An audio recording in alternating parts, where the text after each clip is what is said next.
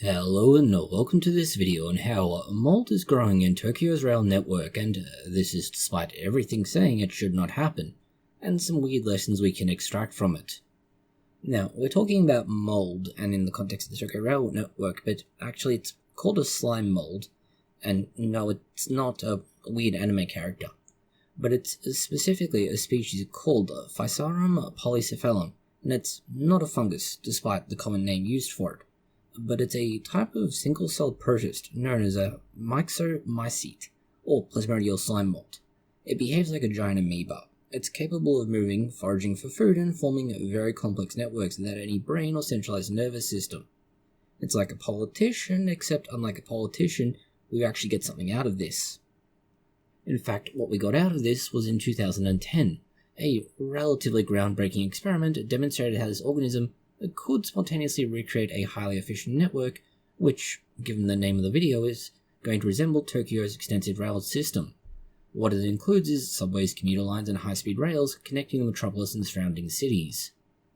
The experiment conducted by researchers including Toshiyuki Nagagaki from Hokkaido University in Japan and Andrew Adamski from the University of the West of England was able to be published in Science. It's a fairly prestigious journal.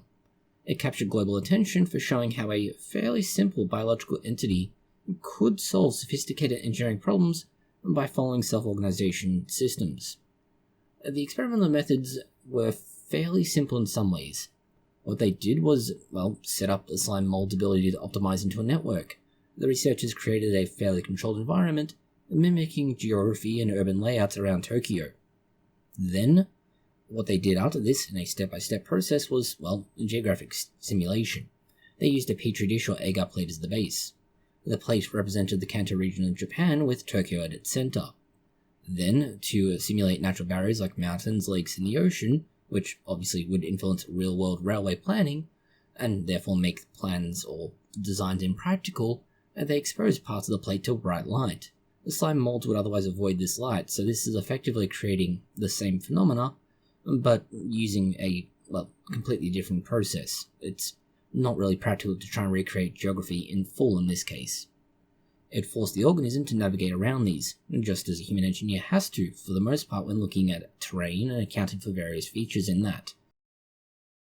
For example, if you have a road you're trying to build, is it better to build it straight, directly across a massive canyon, and therefore requiring a massive bridge?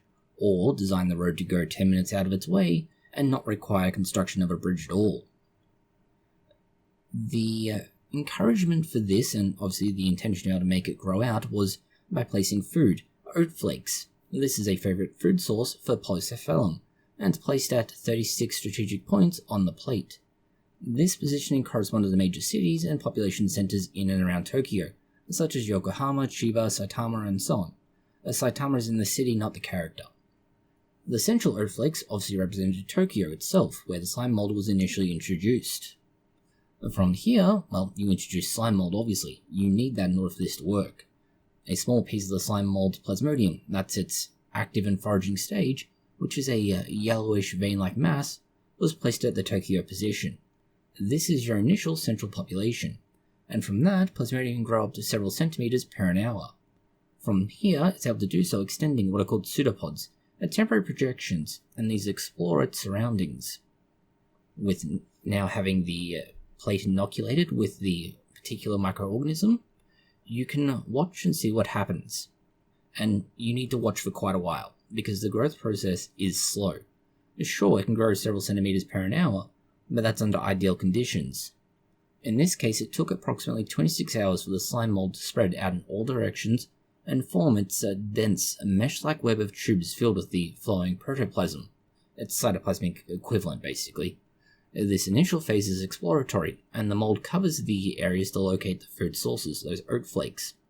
Once it reaches the oat flakes, it begins optimizing. The tubes carrying the highest volume of nutrients, the protoplasm, will thicken and strengthen, while those that are either underused or very inefficient will thin out and eventually die off and disappear. And this is an adaptive process, and it's driven by simple physical and chemical rules. The feedback loop is where flow occurs, and it's more pronounced. You reinforce that by improving the structure. whereas if there's no flow, you basically discard it. This is how a river can carve a path through a very large structure over time, like the Grand Canyon. This leads to observing and modeling what's going on. The researchers had to conduct multiple runs of the experiment, and they did so on different plates basically to account for variability. And that is, are we seeing just one weird random thing, or is this actually a replicable phenomena, and is it following a predictable model? And, well, yeah, they were able to develop a mathematical model inspired by this mold's behavior. It starts with that mentioned fine lattice of tubes, and that is the model simulates the protoplasm flow, and it widens the efficient paths and prunes away those that aren't efficient. This allowed them to computationally replicate and tweak the networks. The entire setup initially was very low tech and arguably very low cost, but it's also relatively ingenious. It relies on the mold's natural foraging instincts, rather than any kind of internally, let's say, derived intelligence, or any kind of programmed intelligence. It just does what it does naturally. The results are, well, it's worth talking about because obviously we have a video, but what the slime mold created after about a day is what's particularly interesting. The slime mold had refined its network into a configuration that strikingly mirrors the actual Tokyo Rail system. Obviously, it's not a perfect one-for-one, but considering that we're talking about mold growing on a petri plate, and it doesn't have the full set of details that are available to actual engineers, obviously we're not expecting that. If you look at just the key outcomes alone, you have a structural similarity. The mold's tubes connected the oat flakes, what are basically analogs for cities, in patterns that overlapped significantly with the real railway lines. For instance, major hubs like Tokyo obviously would receive denser, more resilient connections, with branching lines extending to peripheral cities. Visual comparisons alone showed the mold's web looking almost identical to maps of the Tokyo Metropolitan, JR East lines, and Shinkansen routes that were used. This does give you a good idea about a way to very easily measure efficiency, for lack of a better word. The slime mold network was comparable to the human design system in 3 fairly critical areas. Cost, that is the minimized total track length or tube length to reduce construction-like expenses, or in this case, increase survival rates. Transport efficiency, shortening the average travel distance between points optimizes for speed and convenience. And finally, a fault tolerance.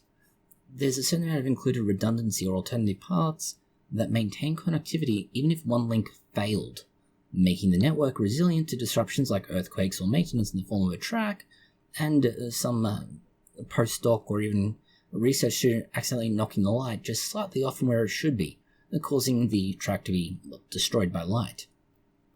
In some runs, the mold produced variations that were arguably even more efficient, admittedly only slightly more efficient, than the real rail system in some aspects, although admittedly the human version, as mentioned, incorporates a number of additional factors like population density, economic priorities, geological features, and so on that may not be accounted for in this design.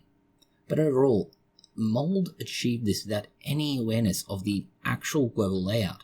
It simply followed the local rules of flow and reinforcement. This is what makes it somewhat unique and special. The Tokyo slime mold experiment stands out because it blends biology, engineering, and computational processes in a way that's arguably quite elegant and very much counterintuitive. It's a brainless intelligence. It's as close to a protozoa as you're going to get, and therefore it has no cognitive capacity. But human engineers who use computers, data, and planning to design networks over years have achieved basically the same thing. A slime mold with no brain, neurons, or consciousness has done what an engineer has done. Now, we're not going to say that engineers have no brain or cognitive capacity, because obviously they do, but it does indicate that perhaps there is a way to look at these situations that could be useful in future designing. But it does also indicate that you need to operate on a decentralized emergent behavior. Rely on simple rules at what is in this case a cellular level, which can then lead to complex optimal outcomes. It's a almost perfect example of swarm intelligence or self-organization, where the whole is definitely much smarter than its parts. Biological efficiency is another important consideration, especially in the human context. The Tokyo Rail Network is one of the world's most sophisticated rail networks. It handles over 40 million passengers a day, and it has remarkable punctuality and coverage. That a single, essentially gooey, single-celled organism could replicate its essence in hours highlights that nature has evolved solutions to optimization problems that we're trying to sort out still. Admittedly, this is unique because it does bridge a real-world, multi-objective challenge, the balance of cost efficiency and resilience, rather than just being a simplified lab puzzle. But it does show there's a certain amount of speed and adaptability in the Mould's process. It is arguably dynamic and very much adaptive. If the conditions changed, for example if food source is removed, it can and does reorganize quickly, whereas human designs are relatively static and very much expensive and costly to alter, making the Mould's approach to a model, ideal for flexible systems. For example, if you wanted to test whether or not you could modify a design just by shifting small things and seeing how the Mould responds. This experiment, as a result, though, did win what is called Ig Nobel Prize in 2008, and that was for work on maze solving, but the Tokyo version elevated this to a fairly serious scientific topic, and it received acclaim for its practical parallels. Why it's worth knowing about is, as we mentioned, kinda great if you're looking into engineering stuff. But scientifically, the Slime Mould Tokyo experiment is a treasure trove of insights with broad implications. For example, bio-inspired computing and algorithms. It demonstrates how a biological process can inspire algorithms for solving NP-hardproblems, complex optimizations that are very much computationally intensive, and, graphics cards cost a fortune and you would have to fight with data centers trying to build AI to get one at the moment. Further to that, the mathematical models derived from the Mould have been used to simulate other networks, like subway systems in cities beyond Tokyo, and you could possibly even use it in terms of galactic structures in astronomy. This could lead to better systems for routing, say, internet traffic, designing sensor networks, or even optimizing supply chains. Although then again, logisticians would probably get quite annoyed at you doing so. Network theory and resilience, in that the experiment eliminates the principle of adaptive networks in biology, how blood vessels form in tumors and fungal mycelia spread. These are two extremely different but very relevant examples. It shows trade-offs in design, for example, tweaking the model to prioritize resilience might increase cost, helping engineers quantify such decisions. In an era of a greater consideration of things like climate change and disasters, this is particularly important when we're talking about, say, building robust infrastructure. Evolutionary biology and emergence is another area where this underscores how evolution has honed simple organisms over millions of years to perform computations that are arguably able to rival human ingenuity, with almost no individual capacity to do so. This does somewhat challenge our notion of intelligence, but it's more that it's suggesting cognition can emerge from physical dynamics rather than just requiring a brain. Then again, politicians prove this point quite candidly, along with some Twitch streamers. The applications beyond simply rail networks is, extending this work, including things like virtual slime molds, computer simulations. These redesigned subways for flood resistance, to give you a model, let's call it, of the cosmic web, and how the universe might form as a result.